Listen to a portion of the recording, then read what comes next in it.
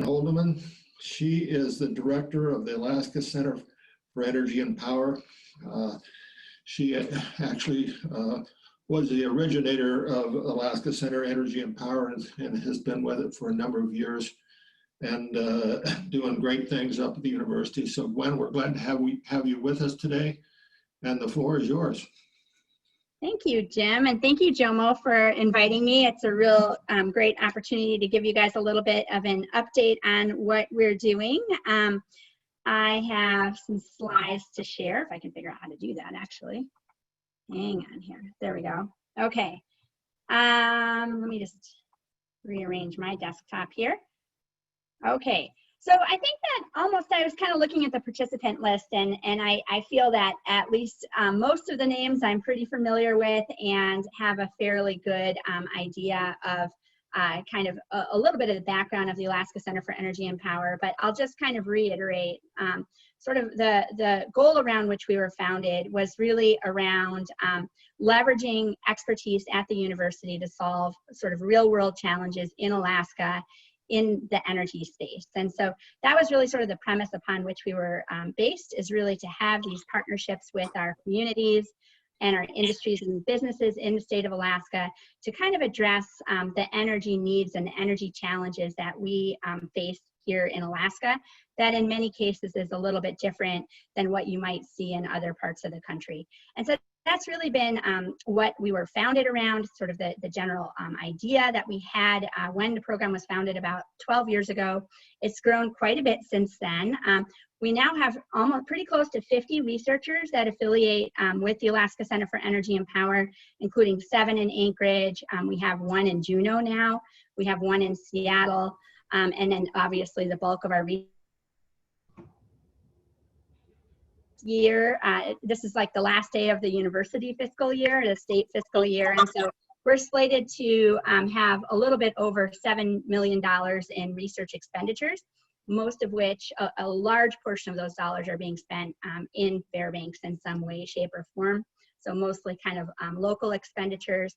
We have about a total of about 30 million funded projects overall. And we're growing. We are, the university has taken some real hits, and that's been really difficult for the university. We really appreciate Jim and FEDC's effort in advocating for the university. It means a lot to the university community as a whole to have people here in Fairbanks advocating for the importance of our university system and for UAF specifically, and the research sort of enterprise at UAF, and trying to really convey that message across the state. We really, really appreciate all the work that you and a lot of folks that are listening today have done with respect to that. But ACEP has actually been you could say fortunate now in that we never really received a large chunk of funding from the state to start with, and so while the decrements have been really hurtful to the university, we're part of the university, so that's tough for us. We've been continuing to grow in terms of our research program. We actually hired 7 people over the last year, so we've kind of increased our research team, and we're doing some pretty cool things. I'm really hoping to share some of those with you. We do have sort of a statewide mission, and we have a very broad research mission when it comes to energy. Now, sometimes people that interact with us think of us as working on renewable energy, and we do a lot of work on renewables because that is where there are some real research needs. But we really kind of span all of the sort of research, energy-related research needs in the state of Alaska. And so we work across a large range of technologies, and we have active projects all over the state. And so these are just some examples. And I'm going to highlight just a few areas for you guys today. And so this is kind of my presentation overview. I'm going to talk a little bit about what we're doing in our energy technology lab here on campus, which is sort of what we consider to be one of our flagship programs, the Power Systems Integration Program. And we really have a pretty world-class laboratory here at UAF. I think a lot of you have had the chance to see that. So I'll talk a little bit about some of our projects and testing that's slated for the lab. I'll talk very briefly about the Nenana test site and our Alaska Hydrokinetic Energy Research Program, because we are trying to get into the water. If we can get the water level to drop a little bit in Nenana, we have a pretty active research program in that area. I'm going to spend a little bit more time than I have in the past talking about the solar program that we've spun up in the last couple of years. That's an area of real growing interest, and with the Solarize program sort of in full in the middle of that, I think it's kind of a good time to talk a little bit about the solar research that we've been working on. I'm going to then talk a little bit about two specific kind of more analysis sort of paper studies that we're doing. So kind of moving away from the physical hardware and doing analysis and modeling projects for two Railbelt utilities, Golden Valley and MEA. As part of that, I spoke with Jomo, and I know that there's some interest in micro-nuclear reactors among this group. So I'll kind of touch a little bit on some of the work that we're doing in that space as part of that little part, and then talk a little bit about some of the product development that we're doing to support the research and the communities here in the state. I think that would be of interest to folks here. Outreach that we are involved in, and then I'm also going to just kind of end with a little bit of work that we've been doing with community partners on sort of COVID-19 response, to sort of show how the university can sort of shift focus and like really provide important resources when we have sort of these unexpected situations like we currently do with the pandemic. So does that sound like a good overview here, Jim and Jomo? And do you guys want to, how do you want to handle questions? Should we just wait till the end or take them as we go? What do you prefer?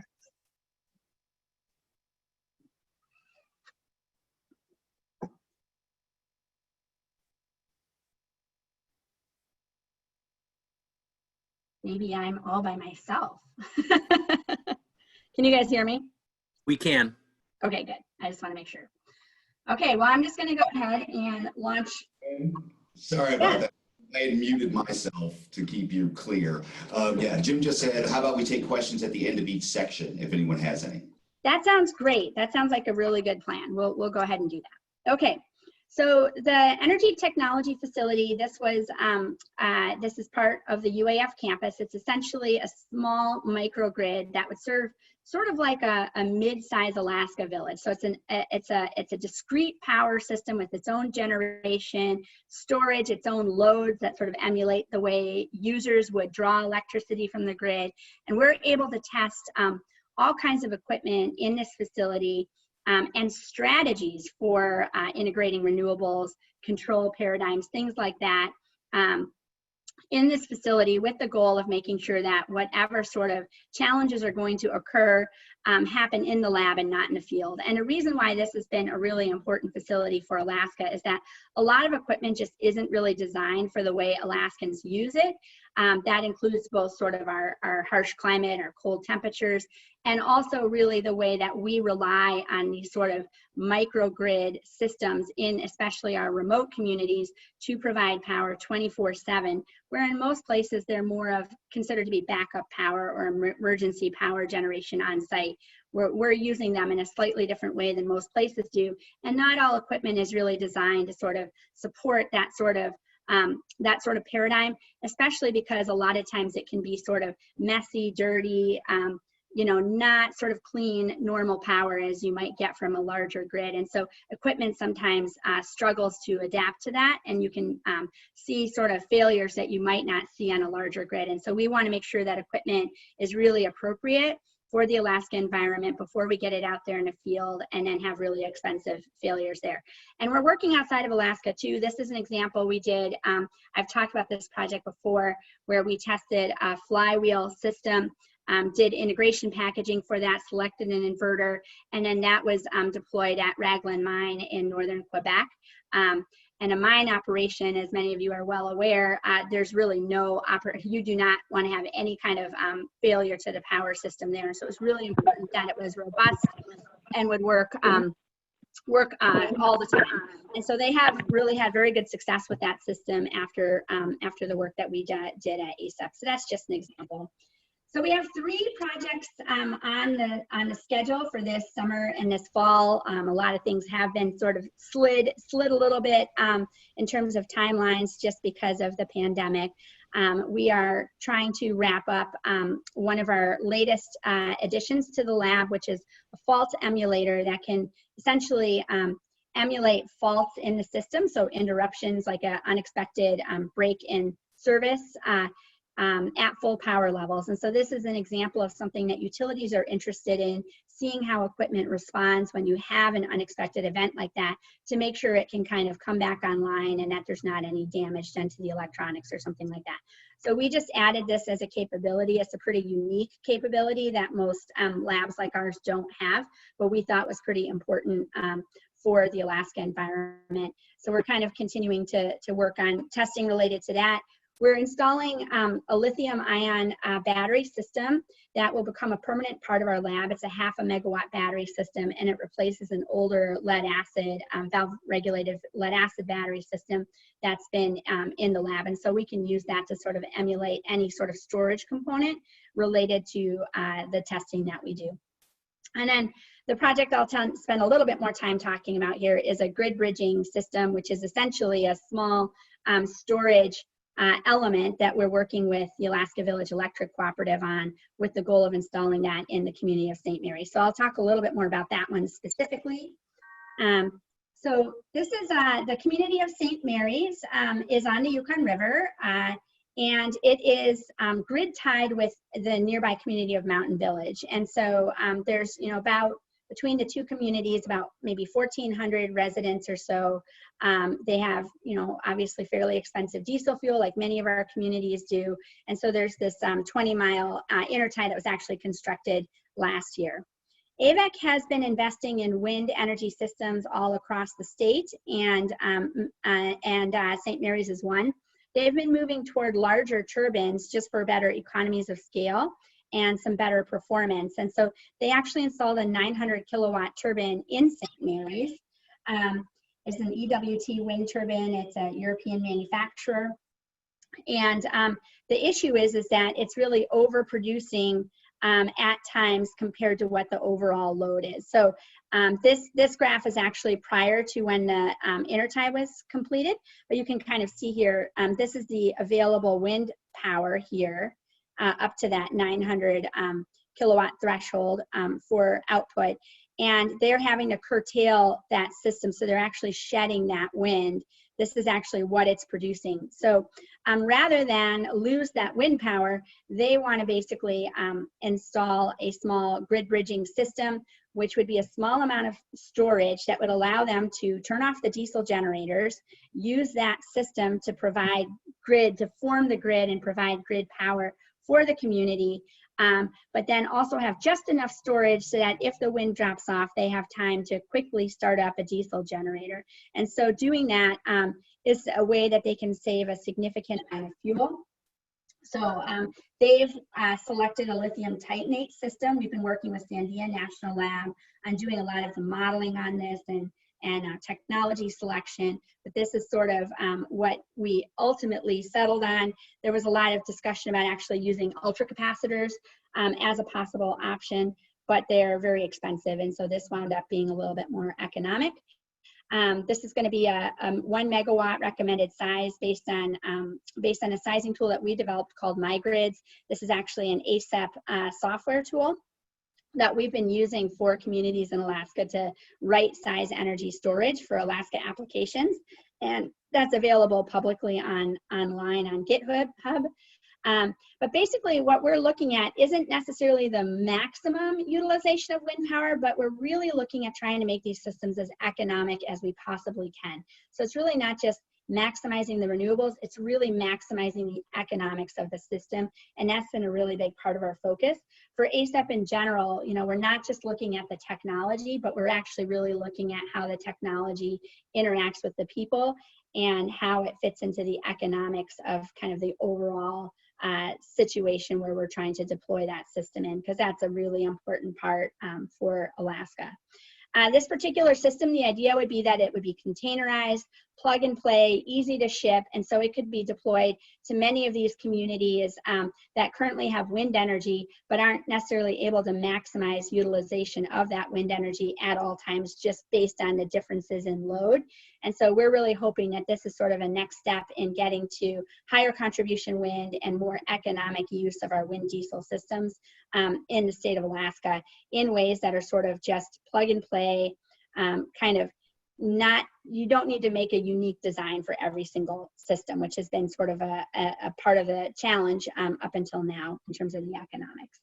So our job in the lab is going to be really to verify that it is actually capable of forming the grid as it's supposed to do, that's providing the proper frequency and voltage support and its power set point. And then we look at it kind of under normal conditions, and then we look at variations in that norm, like looking at significant jumps or drops in the wind or the load, or those two things happening simultaneously in a way that could create kind of a worst case scenario.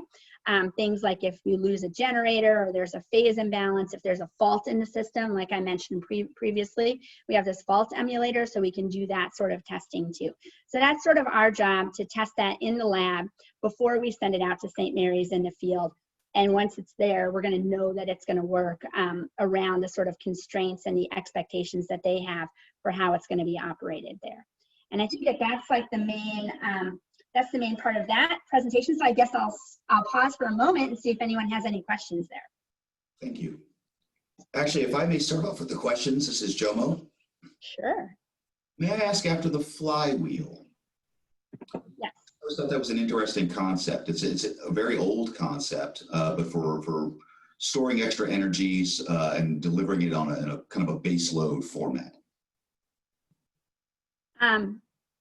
Yeah, I mean, there's a lot of different ways that you can store energy in the system. And so like you said, Jomo, like flywheels really are not a new concept. In fact, UCBelly's used a flywheel, I think like a 4 megawatt flywheel, for many years for kind of helping manage the inrush current from the mining operation down there.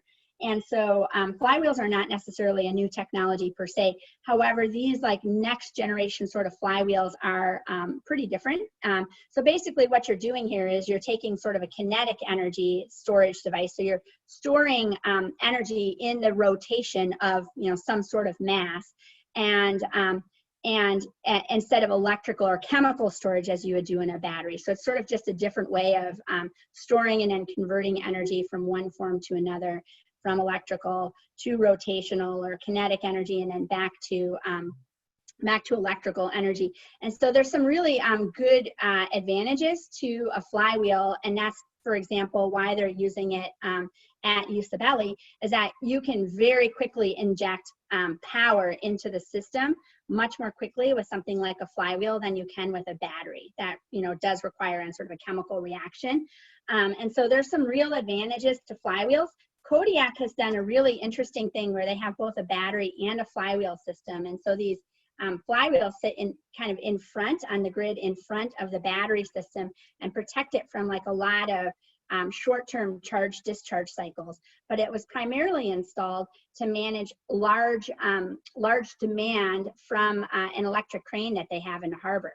So things like that demand a lot of energy really quickly, they can be coupled really nicely with a flywheel. Whereas like for longer duration storage, generally a battery would be the more optimal probably strategy, but you're kind of limited in time duration there as well, because chemical storage is just expensive. There's really no way around that. And so that's really why kind of getting the size right, where it's not so big that you're sort of wasting some of the capacity that it has, but it's big enough to fit most of your user needs. That's sort of an important niche. And the cost is really coming down. Cordova installed a battery recently that we were pretty involved with as well. And the goal there was to not shed hydropower during the night.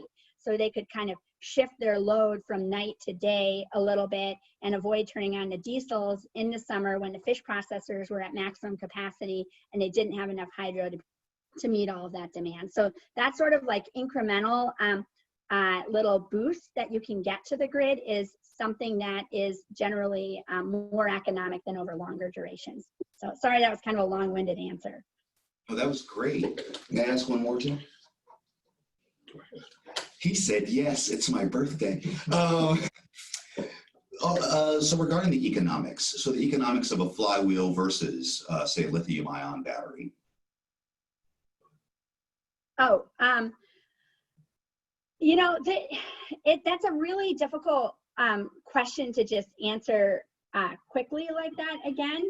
It's I hate to say this, you know, but it really depends on your case, because again, if you're pulling energy in and out frequently, a flywheel will work pretty well. If you're trying to store it over longer periods of time, a battery is probably a more optimal kind of solution, you know, because then you don't have to put energy into keeping it spun up. With that being said, like flywheels, these newer flywheels, they're like very energy efficient in terms of the kind of round trip efficiency of putting power into it and then drawing that off again later. And that particular flywheel, for example, that we were testing in the lab that went to Raglan Mine, I mean, it was essentially like floating in a vacuum, you know, on like magnetic bearings, and like these are pretty high-tech devices rotating at like 30,000 RPM or something crazy. And so this is not kind of your grandfather's flywheel. This isn't the Usabelli flywheel we're talking about in this kind of case, which is generally like a big kind of steel mass that's rotating and is kind of like a much older sort of technology, I guess you could say. So they're really coming along pretty quickly. Battery chemistries are moving pretty quickly. Right now, it looks like lithium ion is kind of the current winner in terms of battery technologies, but this is just a field that's evolving pretty quickly. So it's, and one of the things, I'll talk a little bit about this project that we're doing with Golden Valley, but they've been looking at, for example, expanding onto their BESS system, their battery energy storage system that they have here in Fairbanks. And one of the factors that they're taking into account is that if they wait a couple more years, the expectation is that the cost of energy storage is going to be dropping and continuing to drop. And so if you wait, you lose the advantage of having an upgraded system. But if the cost is, you know, 1/3 lower in 5 years from now or 4 years from now, then do you make up that difference and you maybe get a better chemistry because, you know, the systems continue to evolve. So that's I guess that's part of it. And I'll just mention one final thing, which is that stationary storage applications like what we're talking about right now are really benefiting from the work that's being done in the electric vehicle industry, because that's really what's driving the economics right now, is sort of the high demand now and a high projected demand in the future for electric vehicles, which then allows you to have better economies of scale in producing these storage solutions. So I'll just add that. And then I guess one more thing is you can also look at distributed versus centralized storage. There's a lot of complexities in this, but this is actually an area that ACEP's really focused on. Energy storage is something that we're good at testing in the lab and that we are really prioritizing for our power systems integration program right now. Okay, thank you. Does anyone else have any questions? You can unmute yourself if you do. Or just go ahead and lob your question in the chat box and we'll acknowledge you. Yeah, I can monitor the chat box here. So I've got that on the side here. So if anyone wants to ask a question anytime as we're going along, just why don't we just drop it into the chat box if you don't mind, and then I can just address that as I'm moving along. Does that make sense? Sounds great to us. Thank you. Hey, sounds good. So another like longer term initiative that ACEP has worked on is with hydrokinetic energy. So this is essentially extracting energy from moving water. That could either be in a tidal basin like Cook Inlet, or it could be in a river system. And many of our communities are either located along a major waterway or the ocean. And so this was an area when ACEP was started that there was a lot of evolution in the technology. There was a lot of vendors that were interested in working in Alaska. And so we felt that it was important to develop a research program that really kind of focused on looking out for the best interests of our communities and making sure they had good information about the validity of this kind of technology, including the potential impacts on the environment, like fish species and things like that, while at the same time working with the vendors to make sure that they had a clear understanding of the sort of environmental conditions and challenges that you might have in an environment like Alaska, looking at things like how could debris coming down the river impact these kinds of turbines, or ice, you know, things like that. So this has been a program that we've had ongoing for about 10 or 12 years. And one of the things, just philosophically, what we've tried to do is focus on these sort of niche technologies where, because there's not that many people really focusing on these sort of technologies, we actually have the opportunity to build sort of a world-class program. And so that's true for the Energy Technology Facility and our Power Systems Integration Program that focuses on these microgrid solutions. We're probably one of the stronger research programs in the country and in the world around those sorts of challenges and problems. And we work a lot with national labs and other universities all over the world on addressing those kinds of challenges. Like, we're really focused on partnerships and making sure that we have the smartest people kind of working on these Alaska challenges, whether they're here or they're somewhere else, and we can kind of pull them in. And so hydrokinetics is another good example of that. It's a bit of a niche technology. We are part of the Pacific Marine Energy Center, which includes the University of Washington and Oregon State University, and then UAF. And so that's like one of the major research centers, and we focus on the river energy piece, whereas OSU focuses on waves, wave energy, which is also a part of this, and then Washington, University of Washington focuses on tidal energy. But we all collaborate. For example, we have a large initiative looking at wave energy potential for the community of Yakutat that we've had. That's been a multi-year collaboration, not only with OSU, but also with the University of Hawaii at Manoa, and funded in part through the Office of Naval Research, which has been a major funding partner for a lot of the work that we're doing around microgrid technologies in Alaska for these remote areas. So the Alaska Hydrokinetic Energy Research Center, we have a field test site in Nenana that we've been operating for many years. It is just kind of a little bit upriver of the bridge there, of the railroad bridge there, kind of around the corner. And we've tested a number of different turbines there for vendors, but we also sort of test strategies for things like protecting turbines from debris. So we've developed like a debris diversion system that's been very effective in protecting these.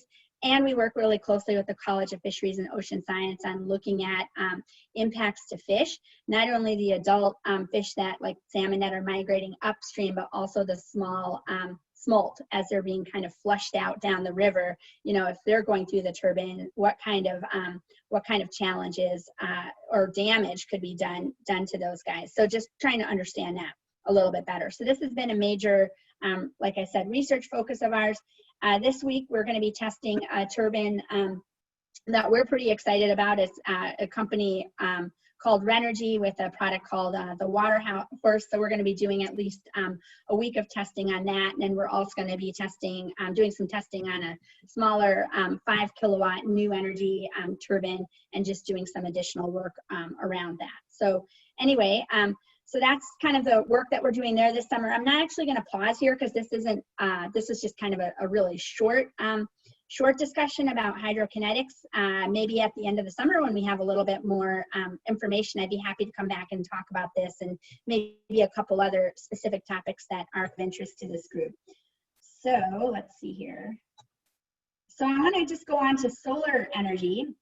This is sort of our latest kind of focus area, I guess, that we put together for ACEP. And the reason for that was that for a long time, we sort of viewed solar technologies as being a fairly mature technology, that there wasn't really a lot of research questions that needed to be addressed because, you know, they're being installed all over the world. So we just need to kind of look at how we might make some small adaptations for Alaska. But we realized over time that there really were some unique challenges around solar energy for the Alaska environment, both in our communities.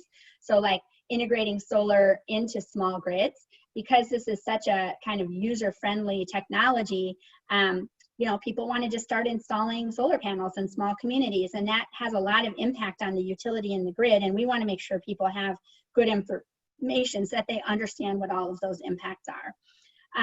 And then, you know, basically looking at things like the cost, looking at some things that aren't really listed on here is like just really understanding better like the resource availability and things like that, how you can better take advantage of the sun when it's traveling, like in more of a 360-degree circle around the sky, and I'll talk a little bit about that in a second. But the total install capacity of net meter solar capacity on a Railbelt has been increasing significantly. We project that it's going to continue to increase.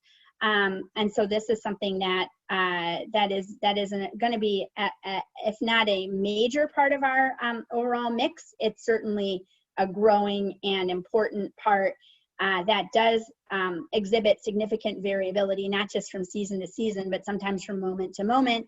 And so it's something that's worth kind of paying some attention to, and something that we can learn a lot from other markets like Hawaii that have seen like a huge proliferation of solar and that are really moving toward very high contribution rates of solar energy.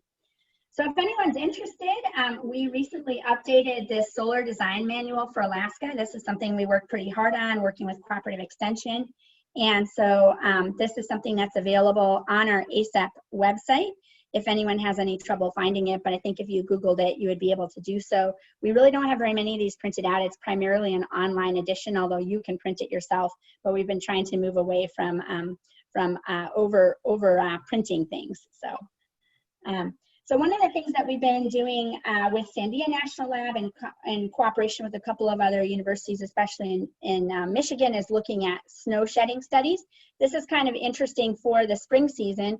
We've observed that the most productive seasons for solar production in Alaska typically start in February, but is like March and the beginning of April. And the reason for that is that you get better effects both in cold. The panels are more efficient in cold weather, and you also get the benefit of snow basically bouncing off of the snow, sunlight bouncing off the snow, so you get albedo effects there that actually increase production. Sometimes you can see solar panels actually outproduce their rated capacity at those times of year. And so it's not good though if the solar panels are covered in snow. So we've been looking at options for different kinds of snow shedding coatings. And so this is something we've worked with a couple of utilities in Alaska on, including MEA and Golden Valley, to look at some options there. So you can kind of see here's a little bit of an example where these coatings were put on, and you can see exactly where which panels were covered with that coating right here. So so that's just something that we're looking at. We have a test site on campus here at UAF at the experiment farm. And what we're primarily testing here is bifacial arrays. So arrays where you've got essentially solar collectors on both sides of the panel. So you're able to produce over a much longer period of the day, essentially without using a tracker.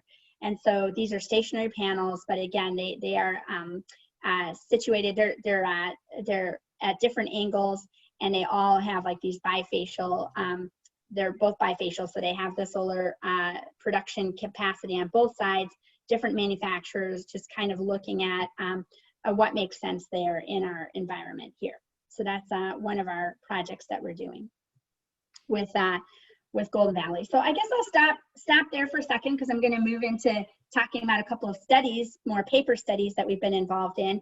So I'll stop and see if there's any questions about hydrokinetics or solar energy before I move on. I see a couple of chats, if you want to grab those. All right. So how long does the coating last? And can it be replaced if it wears out? Well, definitely the second part of that question is absolutely it can be replaced. I am not sure how long the coating lasts. That's actually a great question. And actually we should be able to have that answer because we did use it through last spring. So it'd be interesting to know if it worked effectively across the entire season. You're right, Lisa, in that we haven't completed all the data crunching and putting together the reports for that, but that's a really good question, and I don't know the answer to it, so I will try to find that out, and next time I'll talk a little bit more about that. So. May I ask a question, Jim? So this is Jomo again. I have a question regarding commercialization or potential for commercialization. It occurs to me that we have pretty extensive grids in the lower 48 and interconnectivity, and also in Europe. We have large swaths of the world that are really microgrid. How are you all working on that basis? Like in, say, India or parts of Africa, where they could really use this kind of knowledge? I'm super glad that you're asking that question, and I'm going to address that later on in this presentation. So I'm going to wait to talk about that, Jomo. Is that all right? Yes. You made his birthday, Gwen. All right. Perfect. Okay, so while we do spend a lot of time kind of testing physical infrastructure, and that's sort of what I've been talking about so far, whether that's hydrokinetic devices or batteries in the lab or inverters or, you know, bifacial solar panels, we also do a lot of sort of analysis and studies that are more kind of theoretical, modeling of like possible different options. And I mentioned that MyGrid software tool that we developed for right-sizing energy storage solutions in Alaska. That would be one example of that. Right now, we've been working with 2 different utilities in the state on a couple of different sort of theoretical studies that could impact their future decisions about their energy mix. And so one is with Golden Valley. So I wanted to spend a little bit of time on this. And I think I saw Brian Rogers had dialed into this call. And I really want to acknowledge Brian, because he's actually been working with ACEP as sort of the project manager on this particular study. And so I really, really appreciate his involvement. He's been just a huge asset to our team. And really, he should probably be giving this part of the presentation. But I'm just giving like a little bit of a high level overview of this. And these are really I'm not going to talk about any of the results, but we're expecting to actually put together a draft report in the next couple months related to this. And we did have a public meeting about a month ago that I think several people that are on the call today also participated on. So I just thought I'd mention, like, as part of this, when we were thinking about responding to this, this request for proposals, we have done a lot of work in this sort of area. Like one of the very first studies that ACEP ever did was working with the Fairbanks-Northstar Borough on sort of a baseline greenhouse gas emissions inventory, for example. And we've done a lot of sort of similar work, including some work to support policy. We're always a little bit careful about when we sort of dive into policy questions, really trying to just make sure what we're doing is giving people information so that policymakers can make good decisions. I think we have a couple of policymakers listening in today as well. And so our goal is really to provide neutral, unbiased information so that other people that are making decisions can make the best possible decisions with that information. And we try to sort of stay in that sort of space in terms of our role in policymaking. So I'll kind of, for some reason I have a hard time. There we go.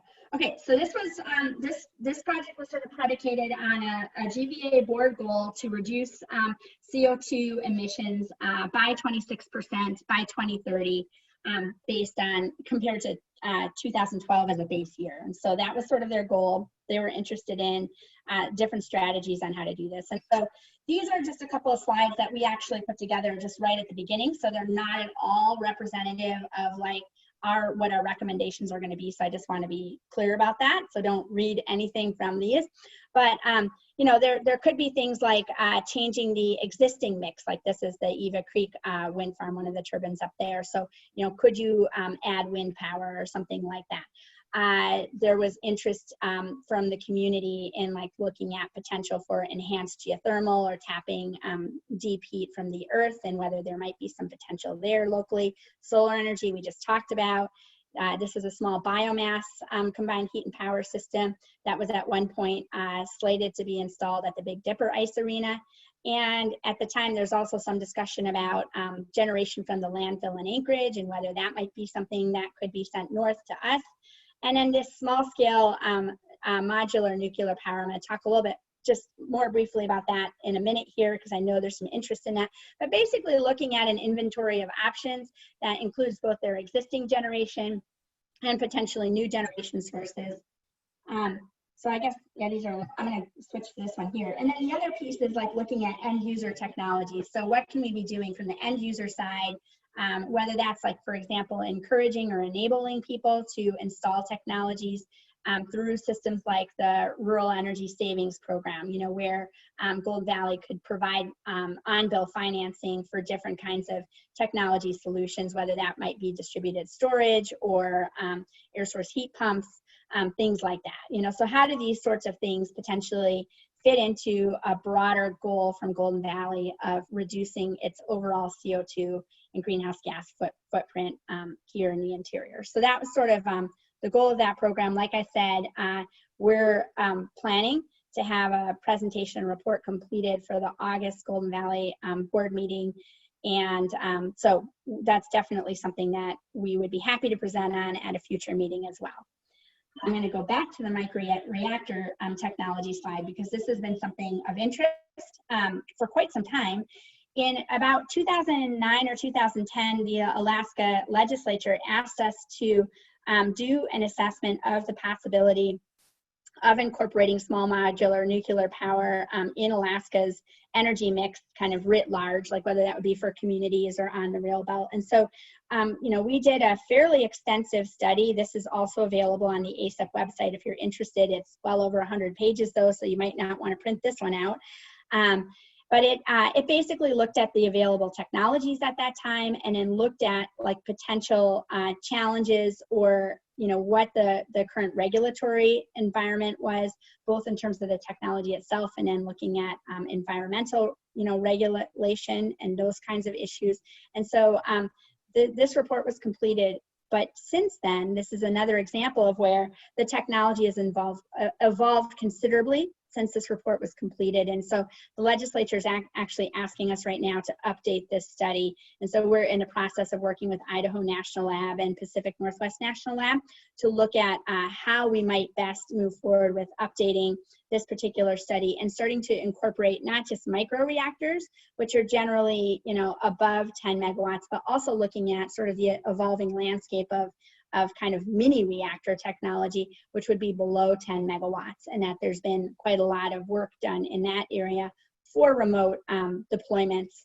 And so that's something that's also of interest. But this is sort of a roadmap that we just generally put together that I think is still valid, where you're looking at, you know, does the technology exist? Like today, we couldn't buy anything off the shelf today. So Golden Valley can't make any decisions based on microreactor technology based on what's available today.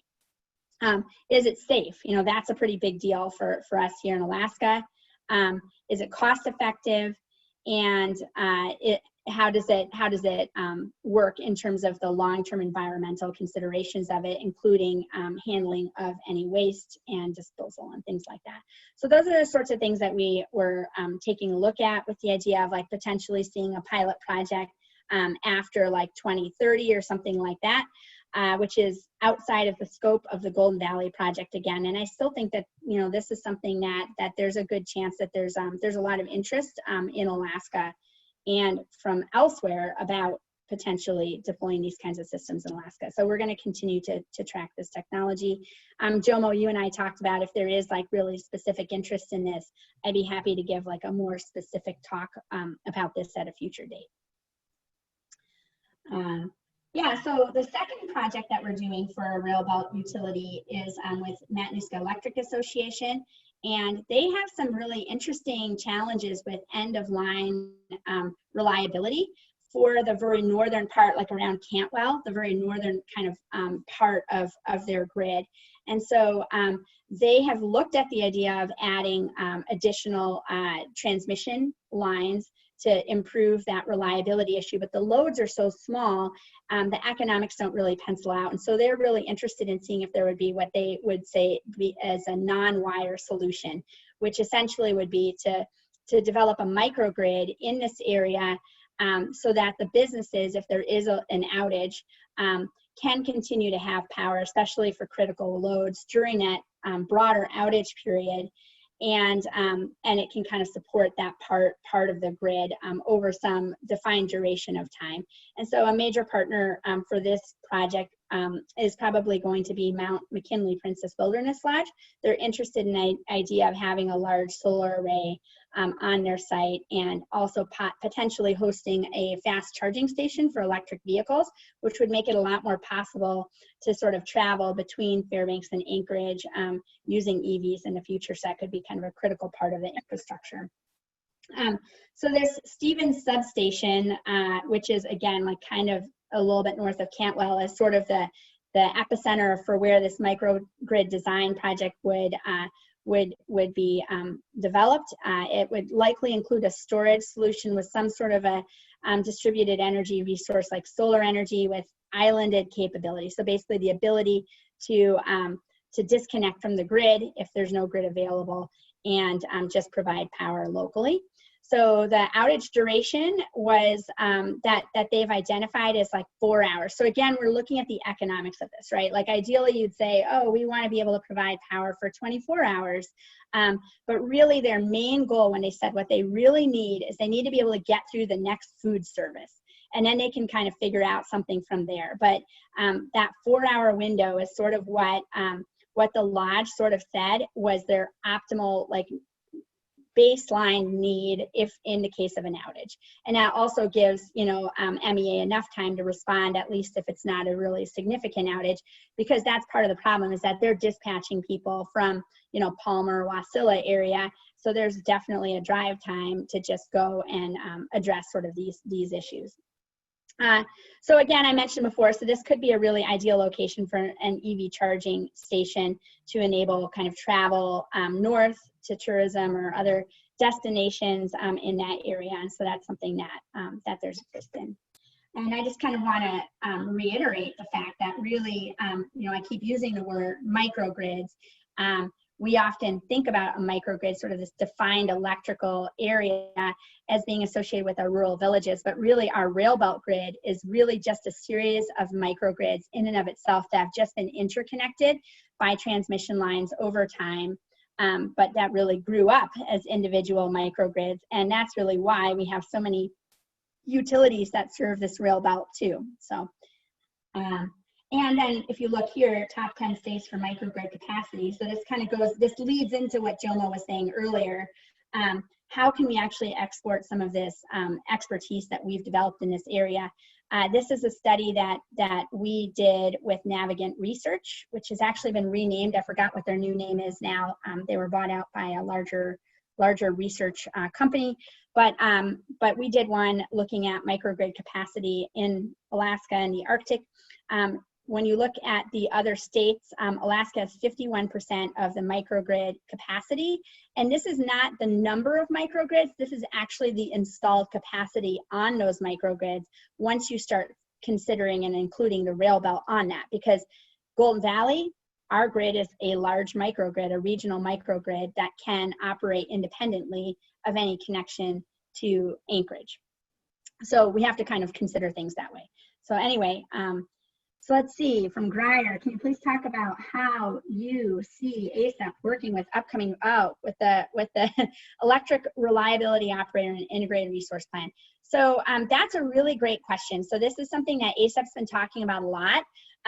There, you know, has recently been legislation passed, as Greyer is well aware, for these electric reliability, these EROs operators. So there's a lot of talk on a Railbelt about creating a Railbelt Reliability Council. They are actively moving forward with organizing this. And the question is really, how can ACEP support initiatives like that and support the development of a future integrated resource plan or updated integrated resource plan for the Railbelt? And so, you know, this is an area, Greyer, where I think, again, it kind of comes down to us really trying to stay true to ACEP providing information when requested by the legislature, by the utilities, and by other stakeholders to try to kind of provide neutral, unbiased information. We have nothing to gain from one outcome over another other than being, you know, residents and citizens of the state and of Fairbanks. And so what we're really hoping, we've talked a lot about where we could get engaged, whether that would be through the request of the RCA. if there was a legislator that was interested in asking for ACEP's support or involvement, that would actually be important to us. We have the ability to bring other resources in to the study too, whether that's from national labs or from the Regulatory Assistance Project, RAP, which we think that we could bring in at the request of an organization like ACEP in trying to help kind of advise stakeholders and make sure that we find a good path forward that works for everyone involved, and most importantly, the users that rely on the Railbelt to provide reliable and affordable electric power. So that's something that we're actively looking at right now, and we're looking for a way to provide useful input and not complicate the process more. So, okay, let's see here. So another part, and I'm just going to kind of bang through the rest of these because I know we don't have all morning, as much as that would be fun here. One thing that we've also been doing is ACEP's really been working on developing some products that support the sorts of needs that we have. You know, generally we are into, in Alaska in general, kind of adopting things that have been developed elsewhere. We don't need to recreate the wheel. We just need to kind of adjust the wheel to work for the Alaska environment. But there's been a few times where we have not found that there's a product available for a specific need. And so we've actually moved forward and kind of developed a couple of products at ACEP that have been deployed pretty broadly in the state now. One is an ORCA powerhouse meter that really kind of looks at direct monitoring of the powerhouse so that we can kind of look from a research perspective on what sort of happens before an event, or kind of trying to explain why certain things happen in sort of the way that they do. And so that's something that we've installed in some of these powerhouses that don't take up a lot of bandwidth.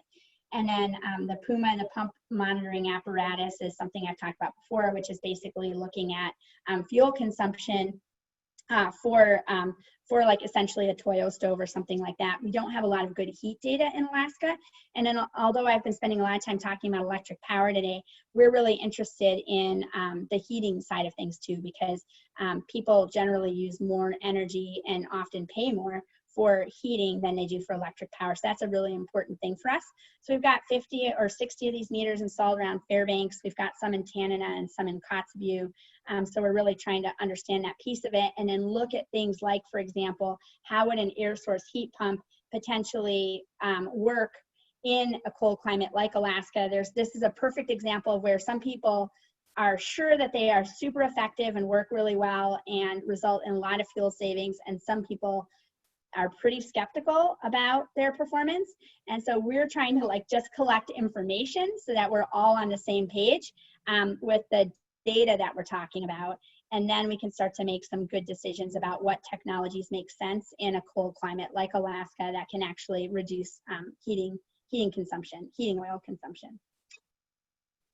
All right, so I'm just going to talk about a couple of outreach things that I thought you guys might be interested in. We have I do encourage you to take a look at our ACEP website. We have a lot of things going on there, and we also have a heavily subscribed to newsletter. I know a lot of you are on there, but you can sign up for our newsletter. You can send me an email, or you can get on our website and just, there's like a sign up kind of button on there.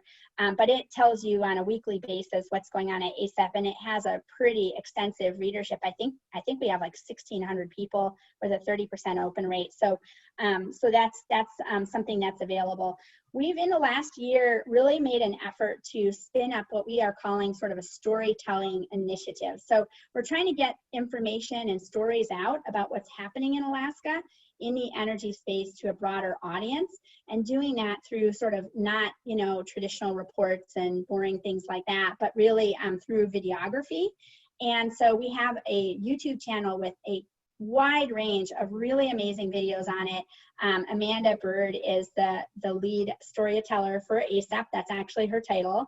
And so she's been putting these together, and they've really gotten very good playtime. I think that one of them is going to be played on KUAC here pretty soon, and that is this one, Alaska Grown. I just took a screenshot here because I couldn't figure out a good way to explain this. But Alaska Grown, that's actually about food production at the local level in Alaska. So we kind of consider this to sort of blend into the energy space, because it's not just about energy production, but it's about how we're using that energy. And a big thing for us is that we're interested in increasing the amount of locally grown food in Alaska, because we spend a lot of energy in transporting food to Alaska, and that creates vulnerability in supply lines and things like that. And so food production is something that we pay a lot of attention to, even though it's not our primary mission. And so she put together this kind of video on Alaska grown with other partners. And then there's a whole bunch of really great, like, little short segments, like renewable Kodiak is down here at the bottom. And these are just like in the middle of all these YouTube videos. This is a great video that explains, I talked about earlier, like the flywheel and the battery and Kodiak. So if you want to learn more about that, you can watch this video. It's like a 5 or 6 minute video. And then here, detailed solar economics and information for Anchorage. You can watch that, you know, so you can, it's obviously pretty relevant to Fairbanks as well. So there's a lot of great content on this YouTube site. Workshops. So we recently, gosh, I think 2 weeks ago, we put on this virtual Alaska EV workshop. In the past, we've tried to do technology or topical specific workshops in person. Like we're trying to shoot for a quarterly basis on that. But in this case, we decided that we didn't want to wait anymore, and we did a virtual Alaska EV workshop. It was really interesting because we were able to do things a little differently with it being a virtual workshop. And one was that we got a really broad bunch of participation and really great high quality speakers that are really leading experts, not just from Alaska, but around the country and even internationally. We had some folks from Norway that also participated in the workshop, and they've been doing quite a lot with EVs. So overall, there was about 200 participants. We got very good feedback from that. I know many of you did participate in parts of that.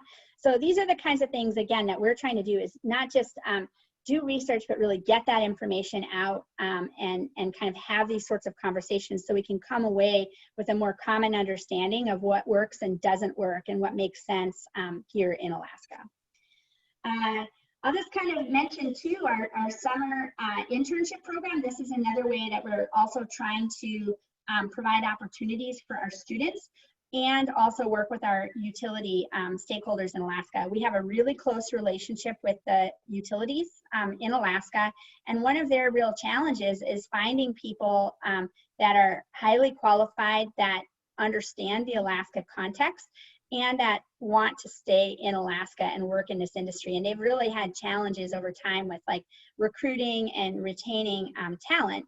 And a lot of our older and really experienced workforce is starting to near or has entered retirement. And so we really need to bring up a new group of young people that are excited about the future that we have here in Alaska in this space. And so we've been putting together a summer internship program. I think I saw Heike Merkel's name. She's with Alaska Center for Energy and Power, and she's actually been leading our workforce development initiatives, including our summer internship program. And we've had this going now for about 3 years.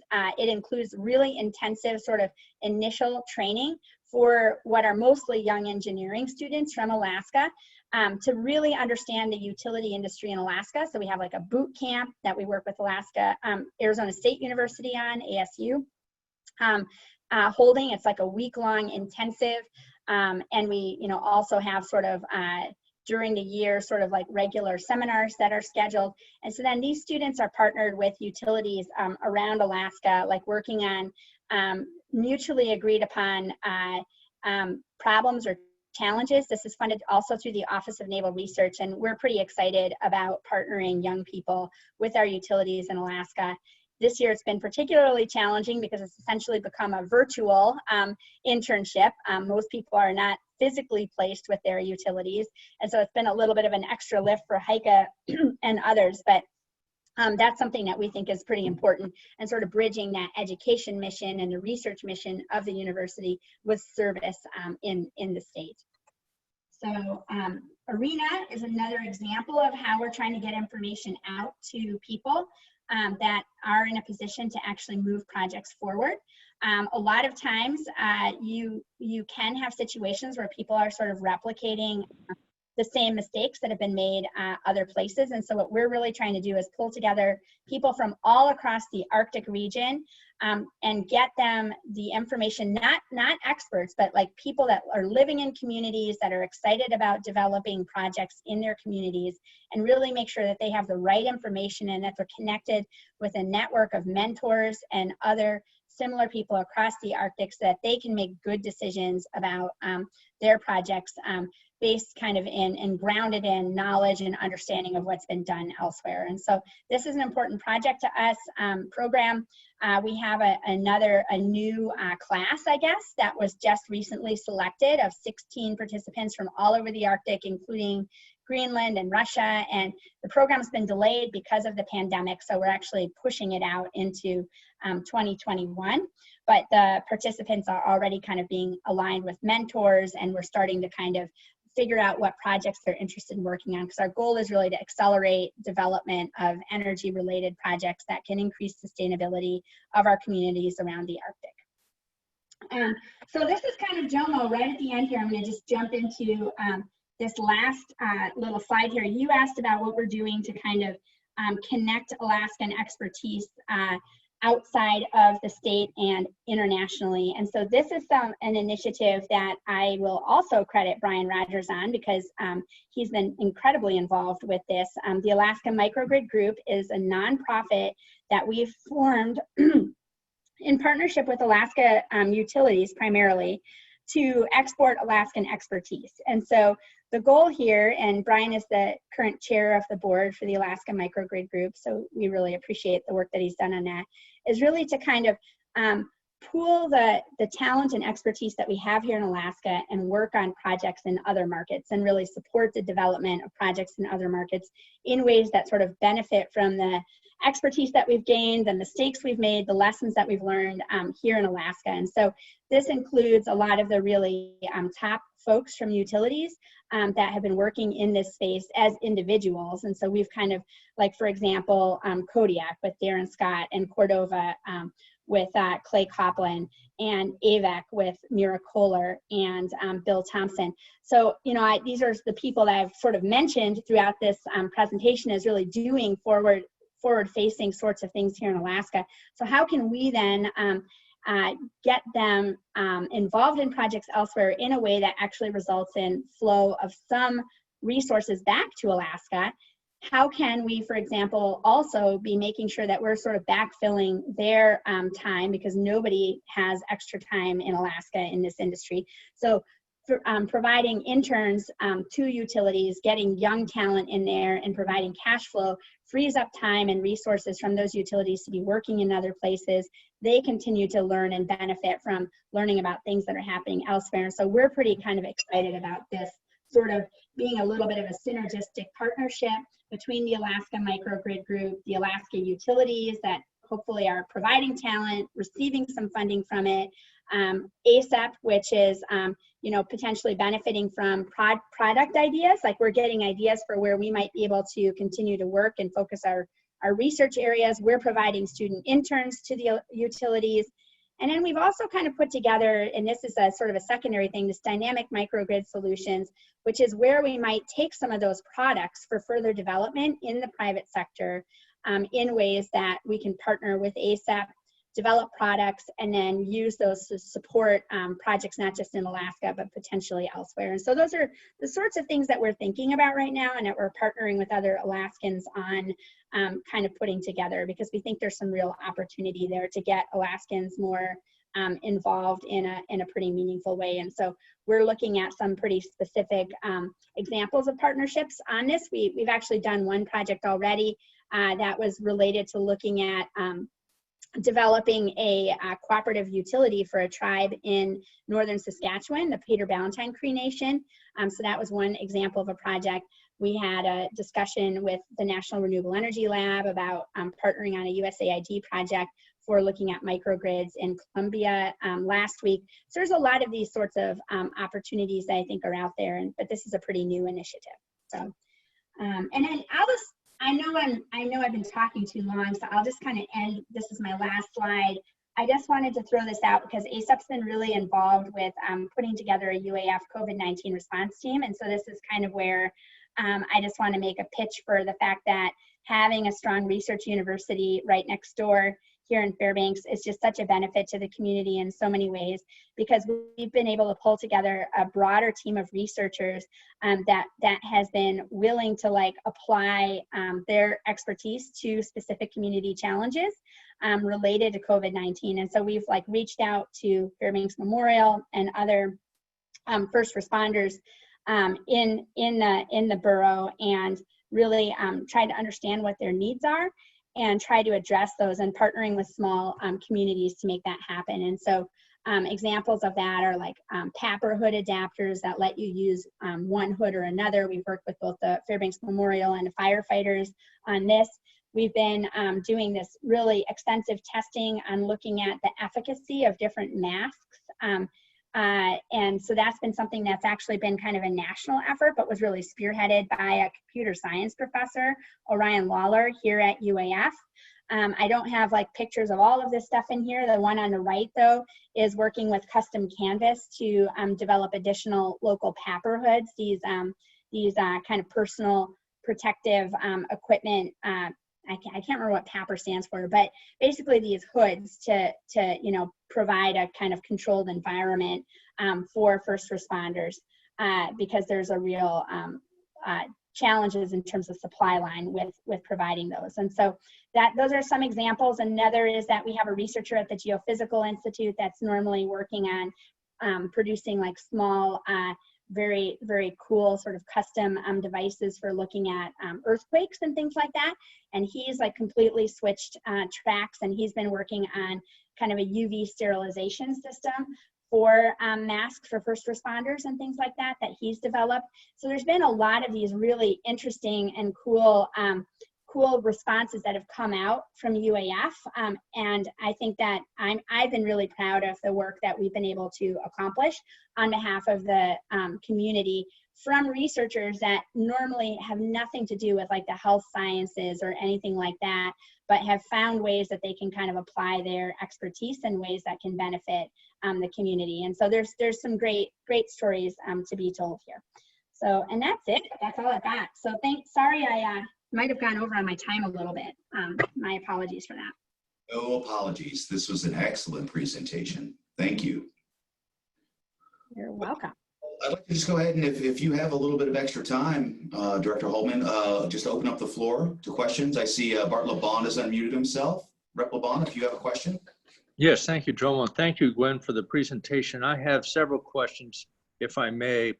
You mentioned very early in the presentation about funding sources split between state and federal, and I know that the state part has been under assault, if you will. How does the federal piece work for you, and what's the relationship percentage-wise between federal and state support? Yeah, thanks a lot for asking that. You know, I think that we do receive about maybe 8% of our budget comes directly from the state through the university's allocation, somewhere between like 8 and 10%.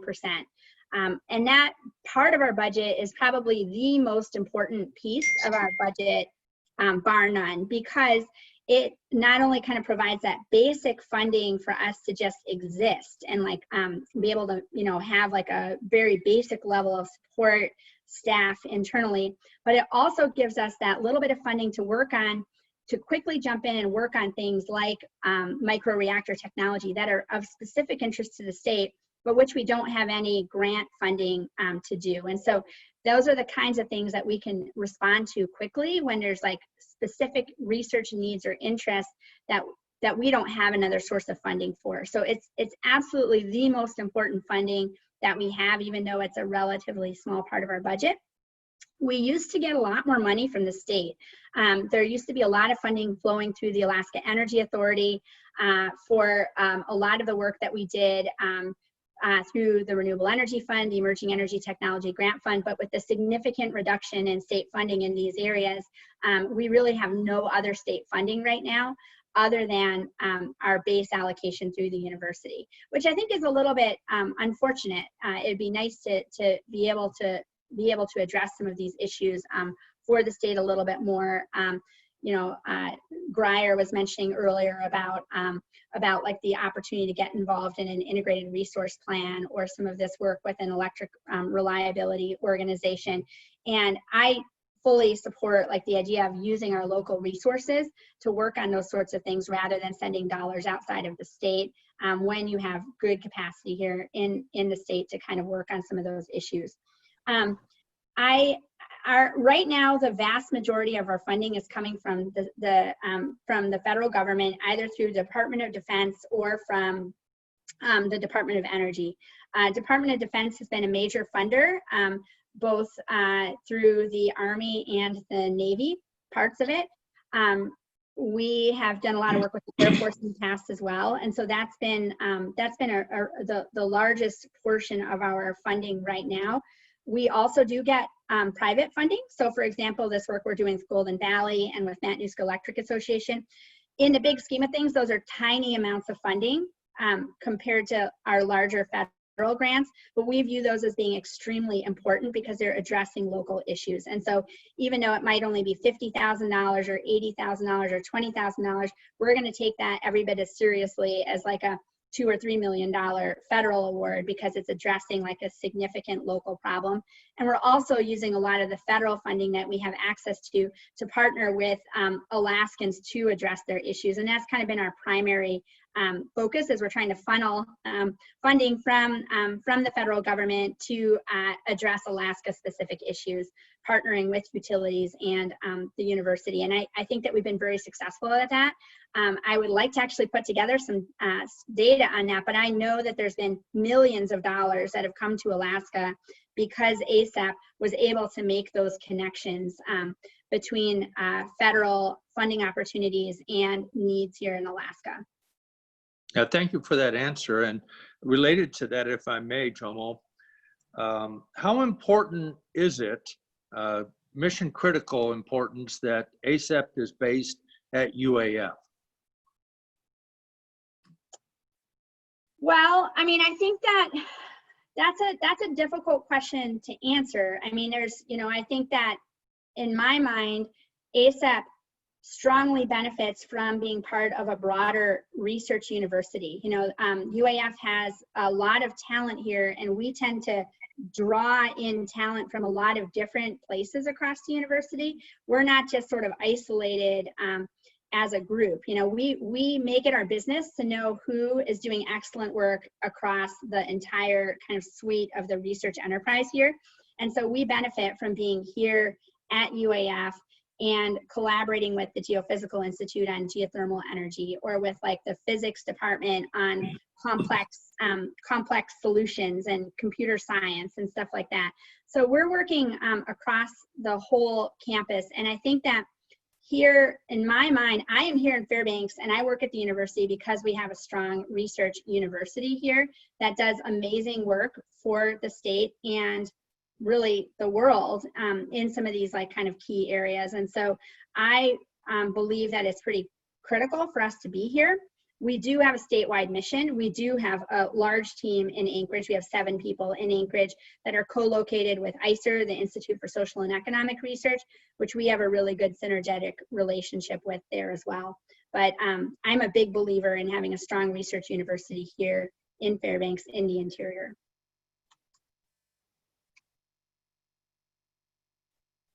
All right.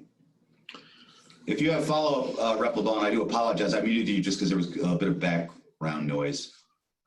No, I will share the question and answer period with other listeners. Thank you. Okay, any opportunity for last questions? Okay, I have a Gwen. question real quick. I'm sorry. Please. Since Jomo is 29, can we sing happy birthday? No, no, Seth. Send me a text. So everyone, Gwen, again, Director Holdmann, that was an excellent presentation. I did send everyone my email address. Again, it was our idea to give just a nice overview, but again, with so much information and so much good stuff going on. If there was anything that tickled your fancy that we'd like, or you'd like further information on, just send me an email and I'll follow up with ACEP and Director Holdmann to get a more detailed presentation, because I know she can go deep and long, and her team can go deep and long in any one of the things that we discussed today. And then for next week, just as a heads up, please know that we have Superior Pellet Fuels on the agenda for next week. Which recently been purchased by Which has recently been purchased by Aurora Energy, Usabelli. And again, I believe that they've, well, and there's also specific discussion regarding Superior Pellet Fuels on a wood kiln to help dry wood for the community. So again, just go ahead and put that on your calendar if it's not there already. All right, Mr. Jim. Okay, again, Gwen, thank you. Great job as usual, and looking forward to the next time you're with us. Thank you. All right. Well, happy Tuesday, everybody. Have a great day and a great rest of your week. Thanks, guys. Bye, Jomo. Happy birthday.